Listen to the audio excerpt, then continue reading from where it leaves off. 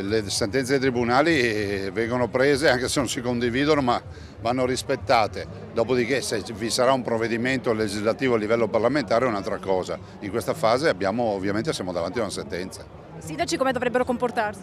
I sindaci immagino che debbano applicare le sentenze, visto e considerato che siamo in un paese del diritto, che poi magari non si condividano, lo posso capire, ma in questa fase siamo in una fase nella quale c'è una sentenza. Più che una riflessione, sembra una constatazione quella di Luca Zaia, a pochi giorni dalla sentenza della Corte Costituzionale con cui si riconosce il diritto per le coppie composte da due donne di iscrivere entrambe le mamme, biologica e intenzionale, nell'atto di nascita del figlio nato con fecondazione eterologa, e questo ovviamente nei paesi in cui la pratica è legale. Tema politicamente scivoloso, soprattutto nel centrodestra, con alcuni sindaci che hanno già annunciato l'intenzione di voler disapplicare il disposto o quantomeno di delegare il passaggio su tutti il primo cittadino leghista di Noventa Padovana, Marcello Bano. Il fatto stesso che un sindaco dice mi farò sostituire vuol dire che ci sarà qualcun altro che farà questa azione.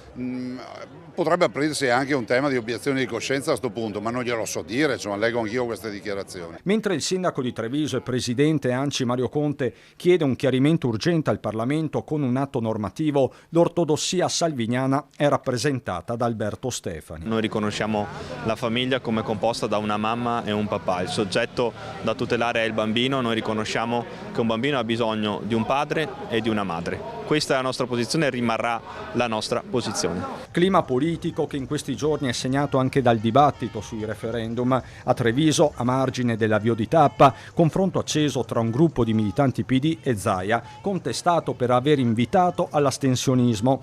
Lo stesso avete fatto voi quella volta del referendum dell'autonomia alle parole di Zaia, un botta e risposta che si è tinto di rosa. Come fa il Presidente di Regione a dire di non andare a votare? Almeno invitare a votare. Ma non mi hanno insegnato come si votare.